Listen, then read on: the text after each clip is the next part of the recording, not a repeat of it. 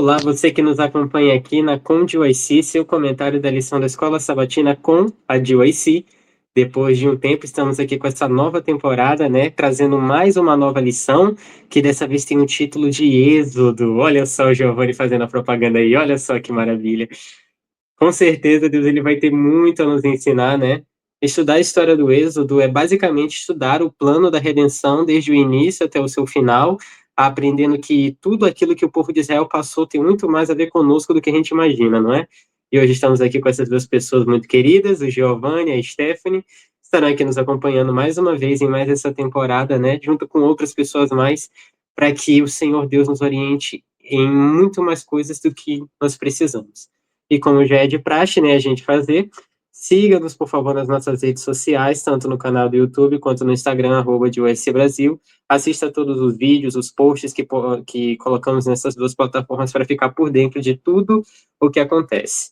Além disso, compartilha também esse estudo da lição com seus amigos, afinal, coisa boa precisa ser compartilhada, e tem acesso a todos os outros conteúdos da DUSC, tanto do congresso do ano de 2024, que foi Cristo, Justiça Nossa, como também, futuramente, para a glória de Deus, um novo congresso que está aí às portas, né?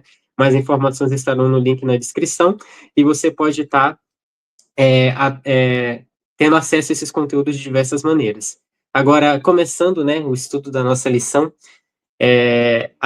essa primeira lição que estaremos estudando aqui tem por título Crescimento, Bênção e Maldição. E vai estar baseado no capítulo 1 do livro de Êxodo, né? Afinal de contas, esse é o nome da lição, nada mais justo do que começar pelo início. E veja só, nós sabemos que no final do livro de Gênesis, nos seus últimos capítulos, o povo de Israel, que naquela época era um pouco mais de 70 pessoas, uma grande família, acabou mudando para a terra do Egito no período de uma grande fome. Nós conhecemos a história de José, seus irmãos, e no fim das contas, Deus usou José para salvar toda a sua família do problema da fome. E dessa maneira, no Egito, eles encontraram salvação naquele terrível período. Só que foi profetizado por José de que ele e o seu povo, os seus ossos, no caso, juntamente com o seu povo, retornariam a Canaã, a terra prometida de Deus aos seus antepassados. Por um breve momento, eles precisaram se retirar daquela terra por meio de uma providência divina, mas em algum momento eles teriam que retornar. O problema é que depois que José morre, chega um faraó que não conheceu a sua fama, ou então escolheu ignorar tudo aquilo que José havia feito pelo Egito, e dessa maneira ele tornou o povo de Israel escravo. E é interessante como a escravidão acabou se desenrolando naquele tempo. E isso levanta alguns questionamentos muito pertinentes para nós. E o primeiro deles vai ser justamente por que Deus permitiu a escravidão dos israelitas. Eles eram um povo próspero dentro daquela terra, haviam crescido e se multiplicado, mas de alguma forma isso se tornou uma ameaça e eles agora foram subjugados, foram postos em um jugo de escravidão. Por que que isso aconteceu?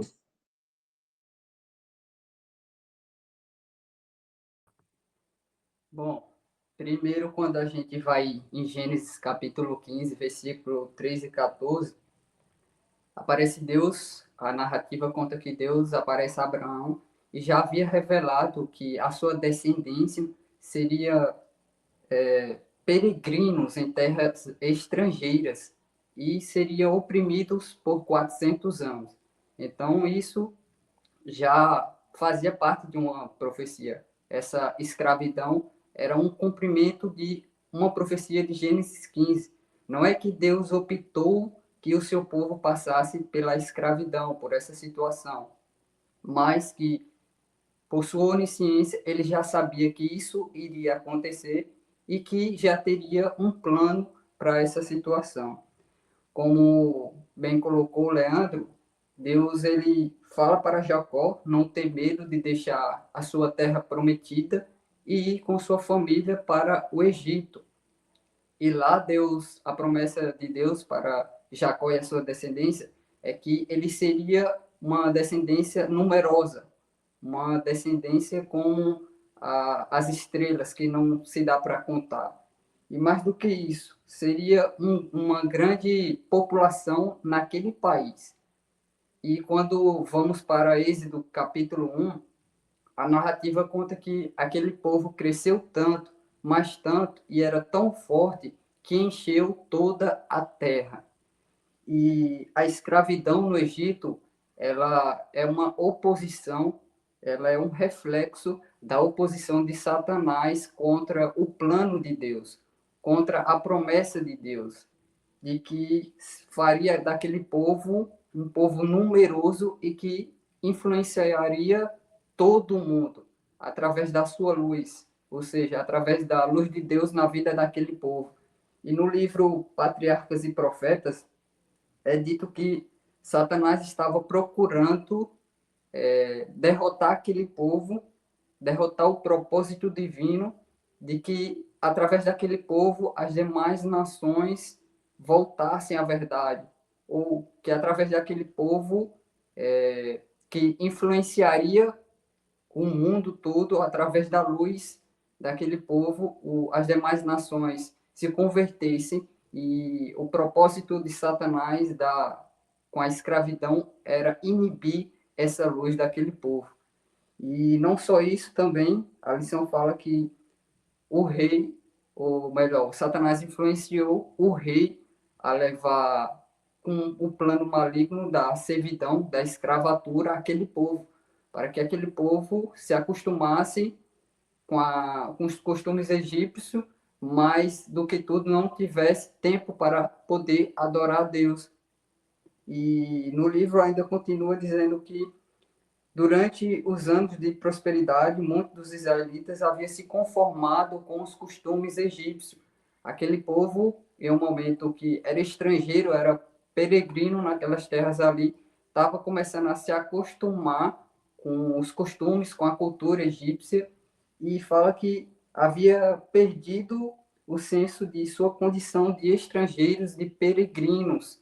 Aquele povo já estava se acostumando com os ídolos daquela nação do Egito, e fala que o Senhor permitiu que eles fossem oprimidos, a fim de que não se esquecesse de que eram estrangeiros naquela terra estranha.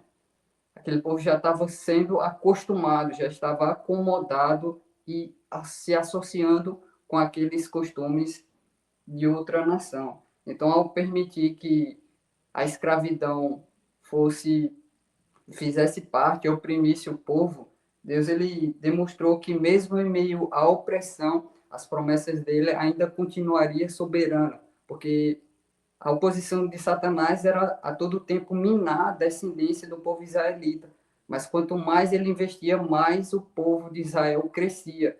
E isso, as promessas de Deus, cada vez mais continuaria soberana. E então, várias tentativas de minar, mas todas elas falharam.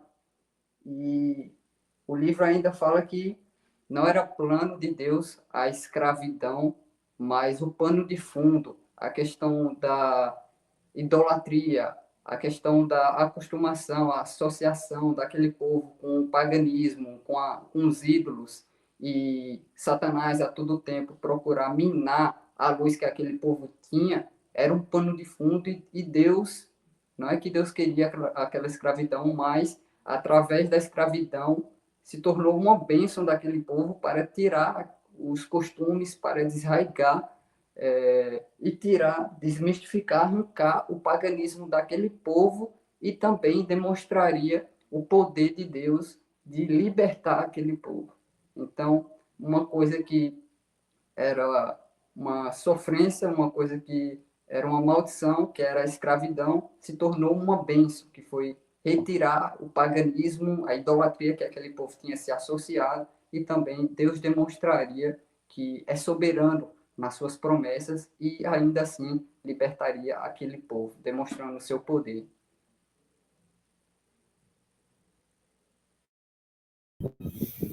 Eu achei muito bem colocado o que o Giovanni acabou de falar. E, de fato, quando eu estava estudando essa lição e teve toda essa pergunta, eu fiquei, ok, eu nunca parei para pensar nisso. Por que será, né, que tudo isso de fato aconteceu? E eu procurei, e se a gente for ler assim na Bíblia, não teve um pecado explícito, porque eles começaram a fazer isso e aquilo. Mas foi bem colocado o que o Giovanni falou também, pelo fato de eles estavam começando a se acostumar com a cultura deles, no caso dos egípcios, eles estavam começando a trazer toda aquela parte de paganismo também, todos aqueles tipos de coisas que eles faziam para também junto deles, para dentro ali do meio deles. E no momento que a gente se esquece, de fato, qual é o nosso propósito, no momento em que nos esquecemos de Deus, começamos a nos esquecer de Deus, simplesmente Satanás vem e ele tenta de todas as formas nos pegar por completo. E foi exatamente isso que aconteceu. Só que tem uma diferença muito grande. Mesmo eles estando ali no meio, mesmo eles começando a ter algumas práticas não muito boas, eles ainda assim eram um povo diferente. Eles mesmo assim ainda representavam algo ali diferente. No caso, Deus. É interessante porque nesse meio tempo eles começaram a... Aqui até fala em Êxodo 1, no caso, versículo 7, que fala: mas os filhos de Israel foram fecundos, aumentaram muito e se multiplicaram e se tornaram extremamente fortes, de maneira que a terra se encheu deles. Então, se a gente for para observar, eles cresceram demais em uma terra que não era deles, era de outros povos. No caso lá do Egito. E com o passar do tempo, eles se esqueceram que não era para eles continuarem ali. Porque o objetivo de Deus sempre foi levar eles para a Terra Prometida, para Canaã. Eles foram parar lá, por quê? Porque simplesmente houve aquele período ali de fome, e eles, no caso de José, chamou os seus pais, chamou ali os seus parentes, para estar junto com eles. Porque ele falou, se o senhor continuar aí, provavelmente o senhor vai empobrecer, o senhor vai acontecer isso e aquilo, então é bom também que o senhor venha morar para perto de mim. E essa promessa que Deus ele tinha feito ali desde o começo, ali para Abraão, era algo que eles levavam tão a sério, que tanto que Jacó, quando ele morreu, ele não quis ser sepultado por ali, mas ele queria ser sepultado lá pelas terras de seus pais. E tanto que quando também José ele morreu, ele já sabia o que provavelmente iria acontecer. E ali, no caso, ele pediu para ser levado também os seus ossos juntos, porque ele não queria deixar, no caso, ser deixado ali sepultado. Então, eles levavam de fato tudo isso a sério, porque era uma promessa de Deus. Abraão, ele saiu da sua terra, ele deixou todo o seu conforto justamente para ir atrás, para fazer a vontade de Deus. Então, não era para o povo simplesmente parar ali. Ok, teve aquele tempo que eles precisaram, houve uma necessidade, no caso, ali. Houve essa necessidade deles pararem e ficarem ali, mas não era para eles permanecerem ali. Pronto, vou constituir casa, família e tudo mais e vou morar aqui para toda a eternidade. Não, era para eles ficarem, mas logo depois continuarem, porque a promessa ela precisava ser cumprida. E é interessante. Tem uma frase que eu acho bem interessante, que é que às vezes o sofrimento ele também serve para nos lembrarmos que o nosso lar ele não é aqui, porque quando vivemos muito ali na comodidade, no conforto, e assim vai seguindo a vida, muitas das vezes é muito fácil você se esquecer de Deus, você se esquecer que você é totalmente dependente de Deus, e você começa a achar que você é suficiente, tudo que você faz já é autodependente, sabe? Você não necessita de Deus. E aí que é o erro. Então, tudo isso também serviu para lembrar eles que eles não eram um povo qualquer. Que eles tinham um objetivo ali, mas eles tinham se perdido no meio do caminho. E exatamente por causa desse sofrimento todo que eles vão e clamam a Deus. É exatamente nesse ponto que eles se lembram de Deus. e ali eles buscam refúgio. Então, acho também que foi permitido tudo isso pelo fato deles terem se esquecido também dos seus princípios, dos seus objetivos, e eles precisavam continuar. Muito bem. Ótimas explanações. Então, em resumo, o que a gente aprende do porquê que Deus permitiu a escravidão? Entre os estudiosos, não há um consenso sobre isso. E vocês falaram muito bem, de acordo com a Bíblia e o Espírito de Profecia, de que muitas vezes o sofrimento ele serve para nos lembrar de que o nosso lar não é aqui, assim como deveria lembrar os israelitas de que seu lar estava em Canaã.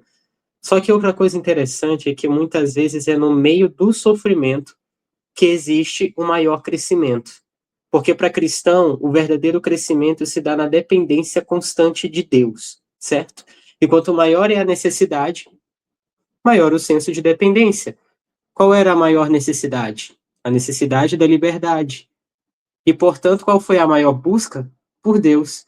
E quando eu falei sobre que o maior crescimento é no sofrimento, significa que o poder de Deus se aperfeiçoa em nossa fraqueza. E o que é dito sobre os israelitas? Em Gênesis 1, no versículo 12, vai dizer: quanto mais os afligiam, tanto mais se multiplicavam e tanto mais se espalhavam, de maneira que os egípcios se inquietavam por causa dos filhos de Israel.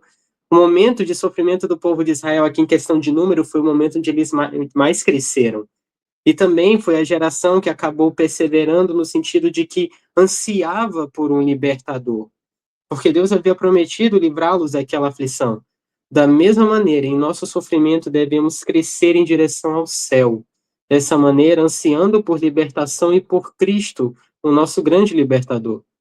São algumas coisas bem interessantes da gente se discutir, né? Mas o sofrimento dos açoites e também os feitores das obras, os trabalhos pesados que foram colocados sobre eles, não era apenas isso que estava acontecendo ali.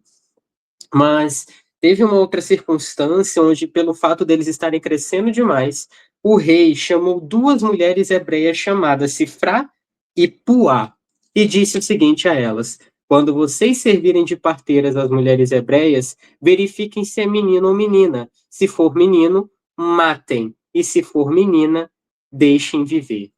A história, o relato dessas parteiras nos versículos seguintes vão nos ensinar lições importantíssimas. E vai dizer que elas temeram a Deus, não fizeram o que o rei do Egito havia ordenado, mas deixaram viver os meninos.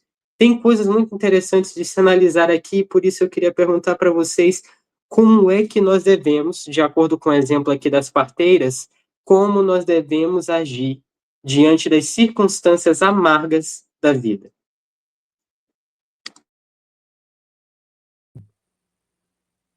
Os hebreus gemiam por causa da escravidão e clamavam a Deus por libertação, e o seu clamor subiu a Deus. Êxodo 2, 23 e 24.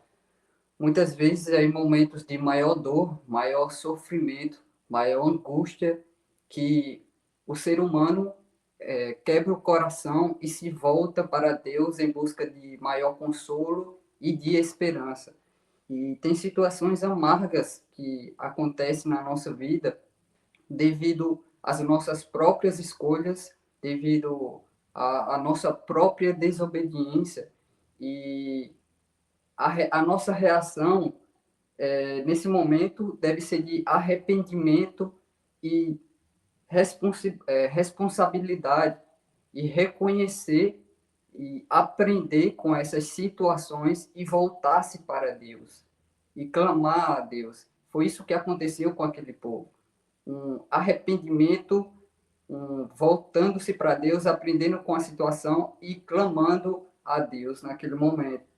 Em outras situações amargas, Deus permite a fim de nos aperfeiçoar, a fim de nos purificar. E a lição fala que, muito mais do que isso, o nosso olhar deve ser para essas situações que Deus permite com confiança e perseverança, a fim de que por essas provas produzimos um caráter apropriado para a Canaã celestial e confiar que Ele está no controle. Tem manchas no nosso caráter, na nossa vida, que precisam ser retiradas. E que, se for em amargas provas, Deus permitirá, a fim de que nos tornamos mais alvos que a neve. É bom lembrarmos, nesses momentos de circunstâncias amargas, a nossa reação deve se lembrar de que é melhor lembrarmos que o sofrimento ele é um dos meios, é uma das ferramentas que Deus usa e que não é o seu abandono. Seria muito bom lembrarmos isso para enfrentarmos essas provas, ao contrário de muitas das vezes blasfemar e abandonar a fé. A lição fala também que é nesse processo que Deus vai quebrantar a nossa vida, é nesse processo que vai nos purificar a nossa vida, e são processos desafiadores que Ele vai permitir, e que, se for por duras e amargas provas, para que possamos ser salvos, Ele permitirá, mas que valerá a pena.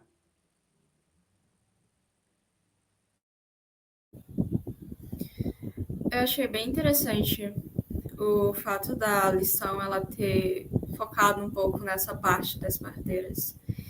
E ao analisar tudo isso, vemos que elas não temeram a Faraó, mesmo ele sendo um homem muito poderoso naquele tempo, mesmo ele podendo fazer tudo que ele bem quisesse com elas, matar ou algo assim do tipo, mas elas temeram a Deus antes de tudo. Tanto que no verso 17 do capítulo 1 fala: as parteiras, porém, temeram a Deus e não fizeram o que o rei do Egito lhes havia ordenado. Pelo contrário, deixaram viver os meninos. Elas simplesmente não temeram a ele, mas antes de tudo, elas continuaram ali firme em Deus, independentemente do que poderia acontecer com elas. E na lição mesmo, ele tem uma parte que eu até destaquei, que fala: o aspecto mais impressionante da história talvez seja o fato de que essas duas mulheres se posicionaram contra o faraó antes mesmo de qualquer demonstração sobrenatural do poder de Deus. Elas enfrentaram o homem mais poderoso da terra, em um momento em que tudo parecia indicar que os deuses do Egito eram superiores ao Deus de Israel. Então, ao enfrentar as circunstâncias amargas da vida, devemos lembrar de Deus, mais uma vez, e ter noção, ter a convicção e a certeza em quem confiamos. Ele é Deus, não é qualquer pessoa. Ele é o nosso próprio Criador. Então, mesmo, tanto que tem até aquele salmo, né? Mesmo que eu ande pelo vale da sombra da morte, não temerei mal algum, porque tu estás comigo. Então, de fato, ou trazendo para hoje em dia, é se prostrar diante de Deus, é clamar a Ele em oração. É mesmo que não vejamos nada, talvez, além do túnel, é confiar que ainda há um fim ali. Ainda há uma luz ali no fim. E que Cristo, mesmo que não estejamos vendo Ele está a nos olhar. Tanto que tem um salmo, Salmos 18, verso 6, fala: na minha angústia invoquei o Senhor, gritei por socorro ao meu Deus. Do seu templo, Ele ouviu a minha voz, e o meu clamor chegou aos seus ouvidos. Então, tanto que logo após elas terem feito tudo isso, deixaram os meninos viver, Deus, ele honrou essas mulheres. Ele concedeu uma família a elas, sabe? E isso foi algo bonito. Tem um livro muito bom que eu estou lendo, no caso aqui, que é Oração, e ele é muito bonito. Que ele fala que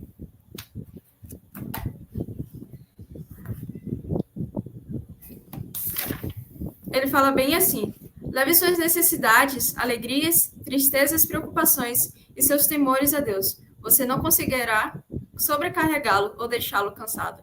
Aquele que conta os cabelos de sua cabeça não é indiferente às necessidades de seus filhos. O Senhor é cheio de eterna misericórdia e compassivo, Seu coração cheio de amor se sensibiliza com nossas tristezas, até mesmo com a menor delas.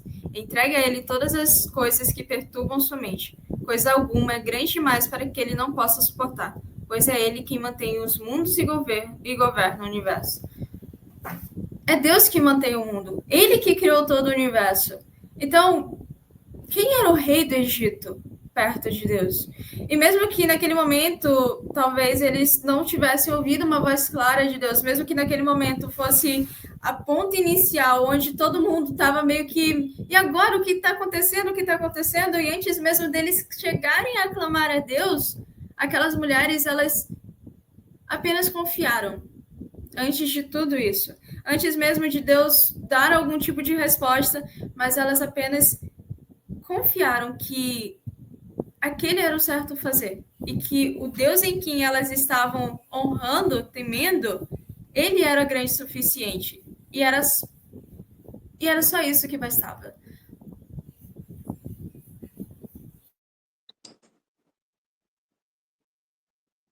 Eu acho que eu não precisaria dizer mais nada a respeito desse tópico. O que vocês disseram foi bem completo, especialmente aquilo que mais me chamou a atenção de que antes de qualquer resposta, elas temeram a Deus. E quando fala de temor a Deus, eu não consigo deixar de lembrar de Provérbios que fala que o temor do Senhor é o princípio da sabedoria, e aquele que se afasta do mal é inteligente. Talvez obedecer a ordem do faraó daria alguma garantia para elas, quem sabe de vida ou alguma coisa assim, mas mesmo sem ter qualquer tipo de garantia de que viveriam caso desobedecessem, elas agiram por fé. Fé é confiar que Deus cumprirá suas promessas, mesmo que você talvez não faça parte desse cumprimento inicial. Mas você pode ser das pessoas que deem um pontapé. Quem sabe, a Bíblia fala que Moisés ele foi escondido por 3 meses, né, quando o decreto para jogar os bebês no Nilo já havia sido posto. Mas quem sabe, nesse ínter, ele não nasceu entre esses meninos que essas duas parteiras deixaram viver. E quando o faraó pergunta para elas a respeito desses meninos, ela diz assim: olha, as mulheres de Israel são vigorosas. Em outras palavras, no original significa elas têm vida, são cheias de vida. E no ato de deixar viver aqueles meninos, aquelas parteiras foram portadoras de vida para outras vidas. No meio do sofrimento, Cristo ele não deseja apenas nos consolar, como também deseja que nós sejamos pontes de consolo para as outras pessoas, apresentando a elas o doador da vida, sabe? Isso é muito interessante de se analisar nessa história. Só que agora chegou um momento bem especial para a gente aqui, que é o momento da dica de OIC.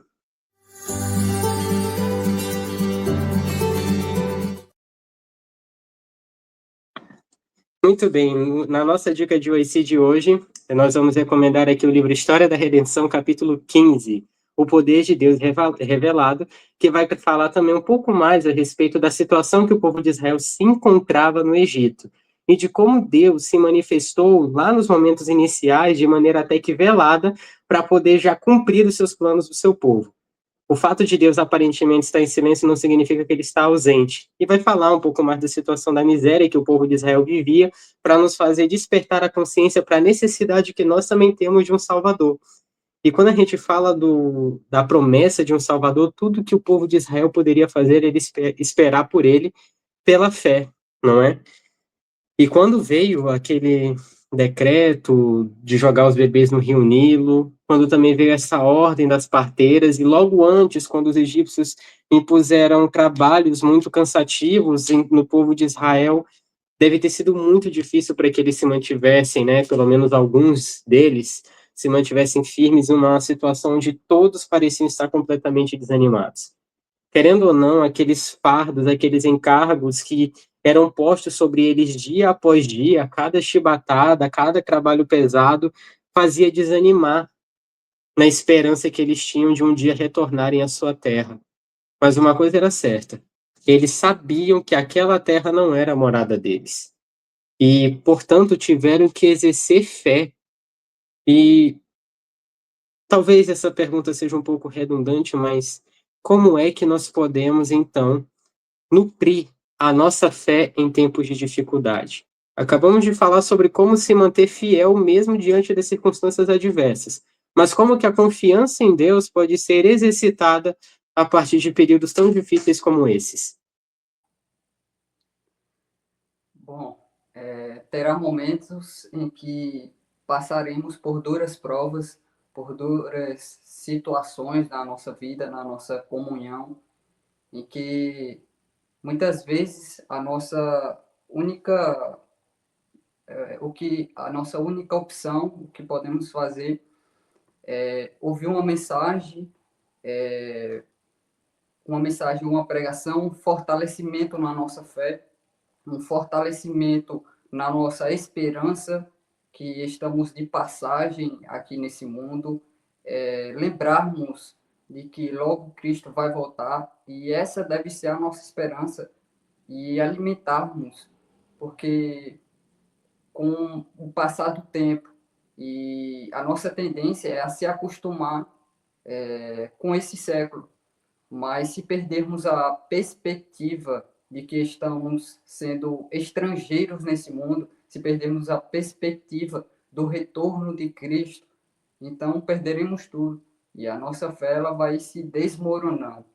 Então, eu vejo que o primeiro passo é alimentarmos a nossa fé, a nossa perseverança, para que em momentos de crise e de tempos de dificuldades, possamos nos lembrar que isso aqui logo passará.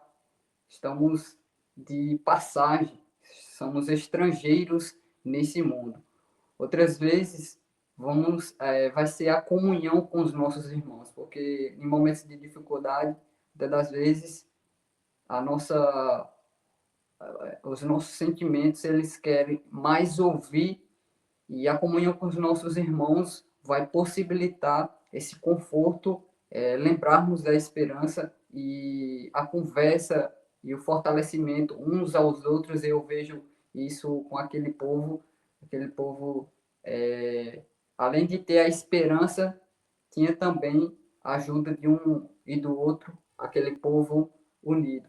Mas não podemos criar o hábito de ser dependentes de terceiros para nutrir a nossa fé. Precisamos desenvolver os nossos hábitos espirituais a ponto de a nossa mentalidade, a ponto da nossa razão se sobrepor aos sentimentos, porque a nossa tendência é adorar somente nos momentos que está tudo bem. Respondemos aos sentimentos. E quando há momentos dificultosos e amargas provas, então a nossa fé ela tende a balançar, a desmoronar, porque estamos criando uma fé que responde aos sentimentos. Então, estamos bem, quando não há prova, quando está tudo normal, o nosso sentimento ele coopera, ele tem a satisfação de estarmos alegres, então oramos, estudamos a Bíblia, vamos à igreja. Quando não estamos bem, a tendência é os sentimentos, as emoções e contra, e não temos vontade de ler a Bíblia, estudar, orar, e isso vai criando uma carismatização da fé. Quando há vontade, eu faço isso. Quando não, então eu não faço. E isso é um caminho perigoso, porque a nossa fé é respondida de acordo com os sentimentos, uma carismatização da fé. E mais do que isso, a fé emocional, ela pode ser manipulada por discursos. Muitas pessoas têm usado discursos falaciosos, sofismas, e que não é o correto, não é a verdade bíblica, mas está mexendo com os sentimentos, as emoções, então tem levado muitas pessoas. É através da música, é o que tem mais acontecido hoje, e também através de outras várias experiências que se mexe com o meu coração, com os sentimentos, se me faz chorar, então aquilo ali é de Deus, mas o que não é uma verdade bíblica. Então, como podemos nutrir a nossa fé em tempos de dificuldades? Acredito que precisamos desenvolver muito antes a nossa fé para que em momentos de dificuldades seja apenas uma revelação, porque não é as dificuldades, não é as amargas provas que revelam o caráter do servo de Deus, ou melhor, que criam, mas que revelam o caráter de Deus na vida daquele servo. Então, muito antes precisamos desenvolver para não ser assim presas fáceis de nossos sentimentos, de nossas emoções nesses momentos de dificuldades.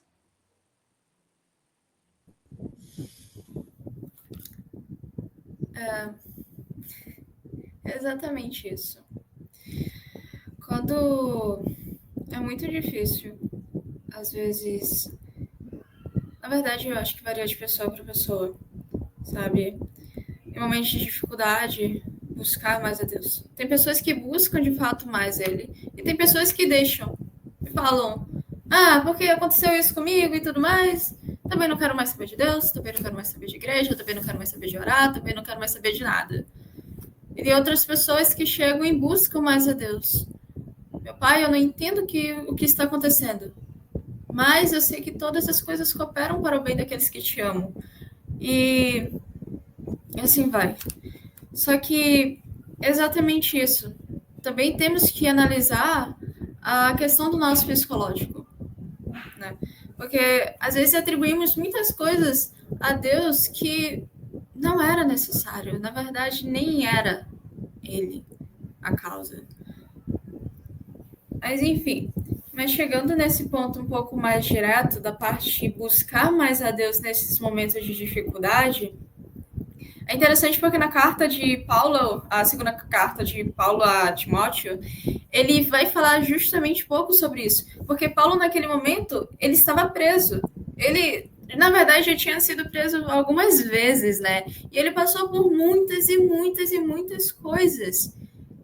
Mas ele sempre estava ali, firme, cantava.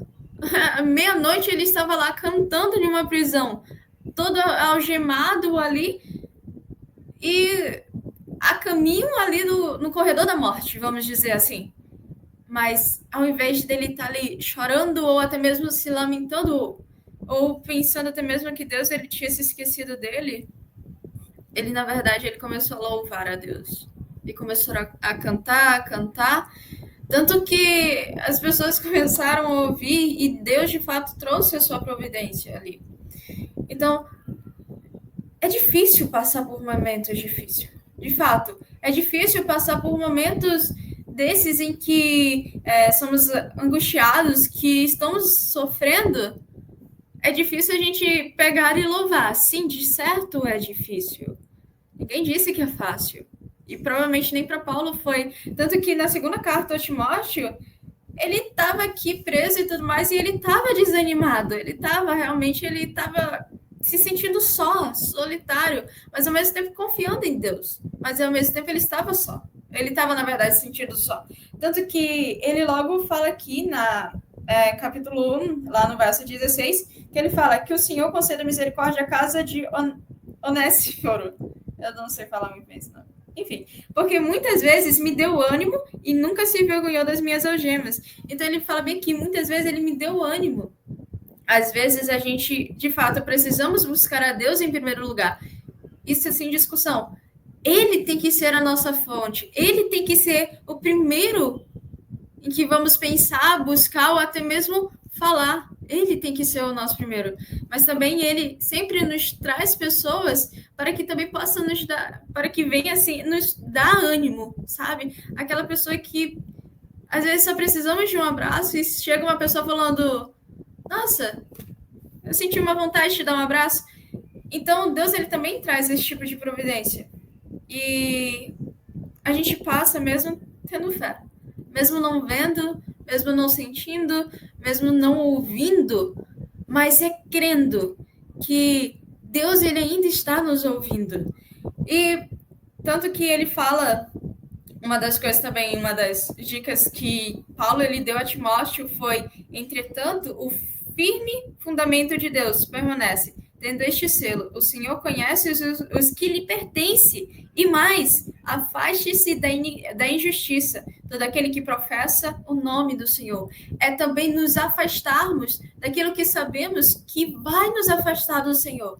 Às vezes a gente acaba priorizando muito tempo com coisas que não vai nos beneficiar em nada, mas simplesmente vai nos levar para mais longe de Deus. Talvez seja algumas horas a mais no celular, ou algumas horas assistindo algo que eu sei que não devo assistir, ou até mesmo ouvindo, enfim. E desde o princípio, Cristo ele sempre falou que não seria fácil. Ele não falou que ia ser 1001 maravilhas.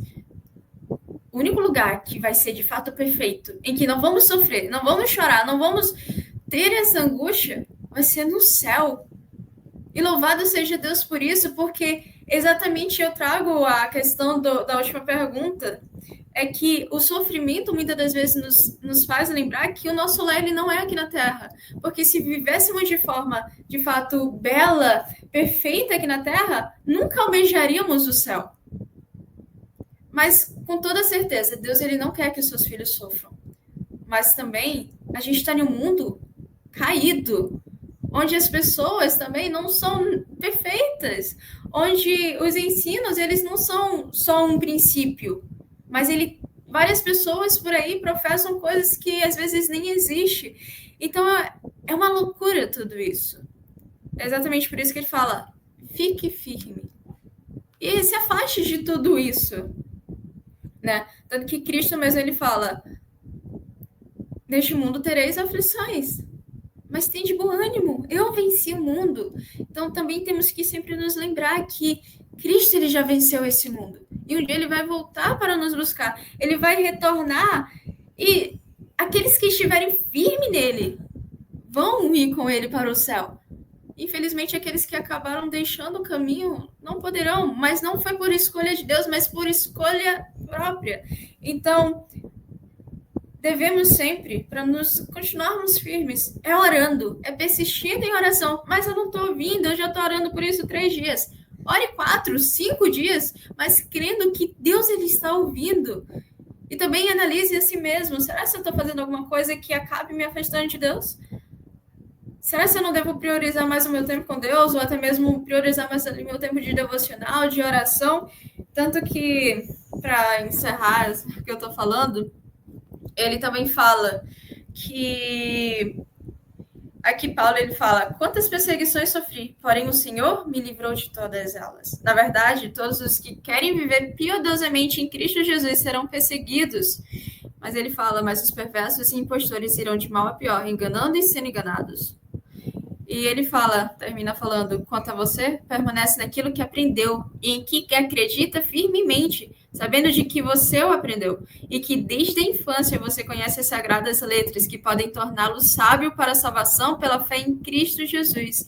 Toda a escritura é inspirada por Deus e útil para o ensino, para a repreensão, para a correção, para a educação na justiça, a fim de que o servo de Deus seja perfeito e perfeitamente habilitado para toda boa obra. Então, é permanecendo firme aqui na palavra de Deus. E conhecendo a Deus perfeitamente, não temos o que temer. Não temos o que temer. Porque é conhecendo, é vivendo com Ele, que temos a certeza que, independente do que aconteça aqui na Terra, o importante vai ser o resultado final. Quando Cristo voltar.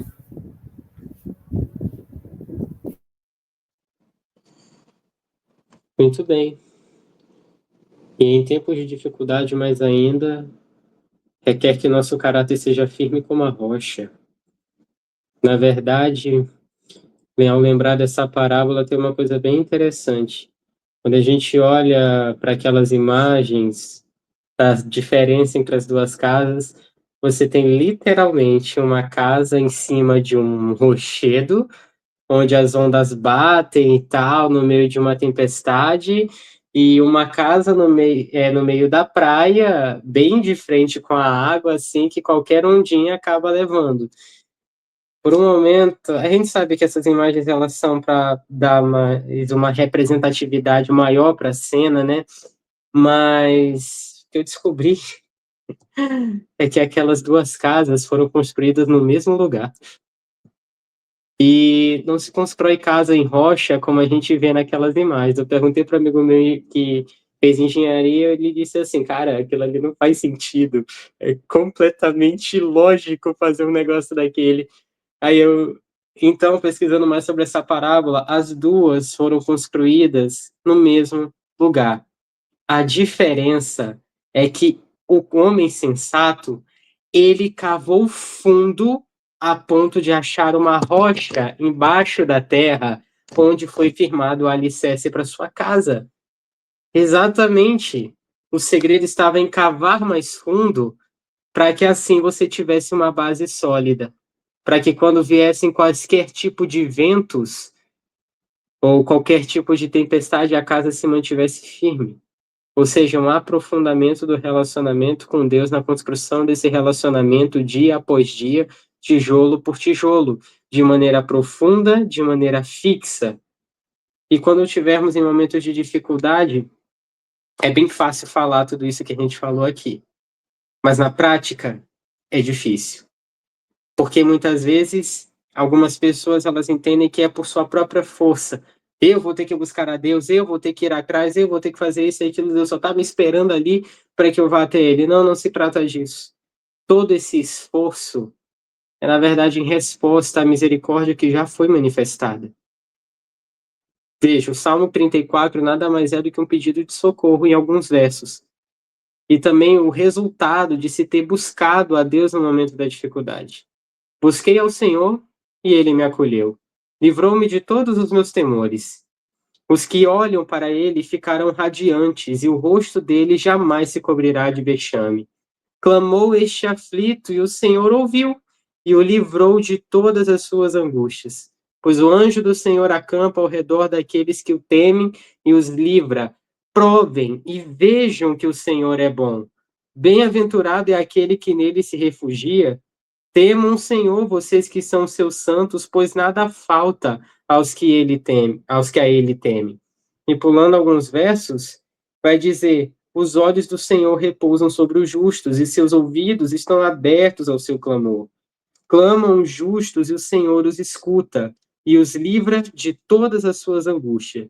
Perto está o Senhor dos que têm coração quebrantado, e ele salva os de espírito oprimido. Muitas são as aflições do justo, mas o Senhor os livra de todas elas. Então isso aí é muito mais para nos dar segurança, não é? De que em todos os momentos o Senhor está conosco. Que assim seja para todos nós, mesmo em momentos de dificuldades, mesmo em momentos de opressão, da escravidão do pecado, nós sabemos que o nosso Redentor vive e que logo se levantará sobre a terra.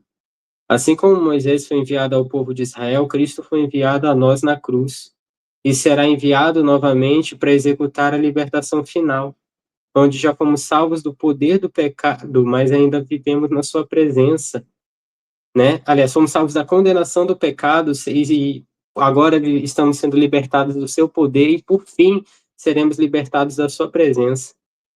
Basta que esperemos e aguardemos e perseveremos. A palavra-chave é essa, perseverança no Senhor. Amém? Bom, pessoal, nós encerramos aqui o comentário dessa primeira lição. Que Deus ele tenha abençoado cada um de vocês que estiveram aqui conosco. E saibam que sempre há esperança, mesmo em meio às situações mais difíceis. O povo de Israel é uma prova viva de que quando se anda com o Senhor, nós vemos o que ele pode fazer.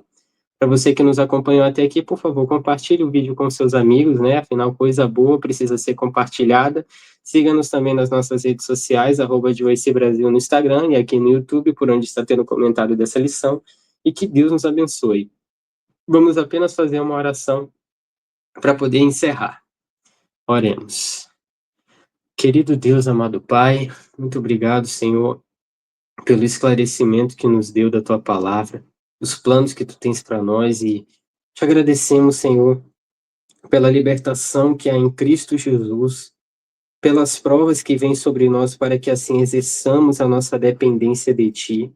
Obrigado por nos ensinar a ser fiéis, meu Deus, mesmo em meio às circunstâncias mais amargas. E que nós, ó Deus, possamos ter os olhos e o coração fitos em Ti, para que dessa forma os Teus planos se cumpram na nossa vida. Abençoe aqueles que nos acompanham por aqui, pela transmissão, aos meninos que estiveram aqui, meu Deus, partilhando daquilo que o Senhor tem lhes mostrado. Em nome de Jesus. Amém.